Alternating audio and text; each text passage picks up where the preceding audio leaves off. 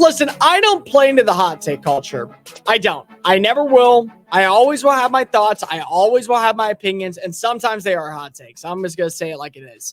But I will say people out there are going to look at what happened in Boulder, Colorado this weekend as a loss for Deion Sanders and the Buffaloes because they did lose 48-41. Here's the other team. They are winning for the long term. Very much so. 800-224-2004. So let's just go ahead and talk about what I mean by this. For starters, you did lose the football game. We can go ahead and get that out there. Oh no, USC, a team that has national championship aspirations, a roster filled with future Sunday talent, a quarterback that is going to be able to ask for whatever hell money he wants in an NIL deal to stick around for another season, won a football game. Yes, they did. Yes, they did. And a lot of people can go ahead and flip the corner and say, well, USC only proved that they do not belong in the same stratosphere as the legitimate contenders in college football. The Michigans, the Ohio States. You can even say right now, Washington's a better team because they are. Oregon is a better team because they are. And I would probably throw in a Penn State, if you want to do Texas, Florida State for that matter, they all are better teams. But on the flip side, it's not that USC took their foot off the gas and said, let's just coast our way to a victory. It's that Colorado responded. And Colorado responding in this game is going to do wonders for the future of Deion Sanders. Deion Sanders last week said, get me now because you won't be able to get me again. He's not wrong. This team, once they finally add in offensive linemen, once they finally win in trench play, once they get veterans, because they're going to be a hot name in the transfer portal. Every kid who right now sees what Colorado is doing, especially if you're an offensive or defensive lineman, and realizes I can be that difference maker from the jump, I want to go ahead and sign there, knowing what's going to be at stake and also seeing how many people are going to be at games, how many scouts are going to come visit us, how many personnel people are going to come there, all of that. They're going to sign on the dotted line faster than I'm going to walk out of this building when the clock strikes 0 and I get to go home. That's what's going to happen at Colorado in the not so distant future. But the fact is that they never ended up believing for a second that this game was over. And a lot of teams just kind of go ahead and phone it in the second half. Colorado at one point was down by 28 points. Colorado at one point was losing 35-7. It felt like this game was just done. Put a bow on it. Give Caleb Williams his credit. Give him the Heisman Trophy status as now being the front runner. They were down 34-7. And then they come out and then they find a way to get back in this game. A lot of times you see a bunch of players who aren't supposed to be superstars step up. Guess what? Yesterday was one of those cases, or Saturday was one of those cases. Omarion Miller, really good freshman wide receiver, going into this game, 0 catches on the year, 7 catches, 196 yards, a touchdown. Cormani McClain, 5-star talent, last name added into this recruiting class underneath Deion. He ends up being a huge difference maker in coverage, especially in the second half. Gets a big time play on third down. Ball gets right back in the hands of Colorado, and they start gaining momentum. Shedeur Sanders, got to give him credit. The kid had a horrendous game, horrendous execution against Oregon the week before. Comes out, throws for 374 yards, 4 touchdown passes. You can't ask much more from him. The rushing attack wasn't great by any standards. Like, nobody rushed for over 100 yards on the day. But the fact is that this is a team that's not known for running the football. They ran for 193 yards and found the end zone twice. They did that.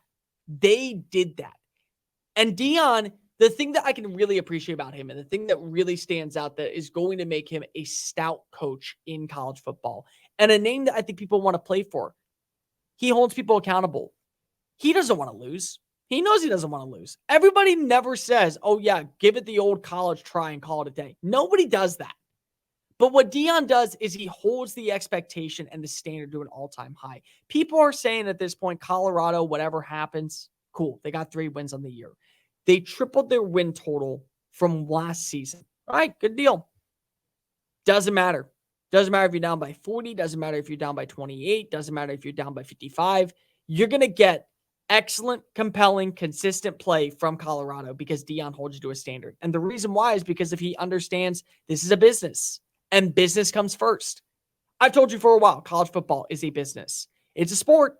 It's great for programming. It's awesome for us to watch. But the fact is that ratings play a major deal. You're on the main stage. People are seeing your product and you need to give them a show because you want people coming back for more, for more, for more. And the only way you do so is by giving the people what they want. And what'd you get? You got a great matchup in the second half. You saw Colorado choose violence instead of lay down and die. And you watched them put together a game plan that if they just had better players, more quality execution, they probably could come out victorious. They could. They really could. You have young players stepping up. You have veterans taking control. And Deion's not going to let you get off the hook. He isn't. When he said earlier this past week, talking about Cormani McClain, talking about this 5-star talent, what's he got to do? He's got to be more attentive in the building. He's got to show up to meetings. He's got to be more consistent. He's got to show he gives a damn. You know why he's doing that? Because of now that players are getting paid, you also have to play to that standard. It's what your value is. I do overnight shows. I treat this like it's a dream job. You want to know why? Because of most people in radio these days don't have a job. Everyone has a podcast. Everyone has a show. Everyone has this. Anyone can grab a microphone and get 1 million clicks. So I have to live up to my standard because someone is writing me a check. Guess what? Deion's doing the exact same thing. You're not willing to play. You're not willing to meet my metrics. I'm not throwing you out there. I'm not doing that. And so that's something that's really promising for the future of Colorado football.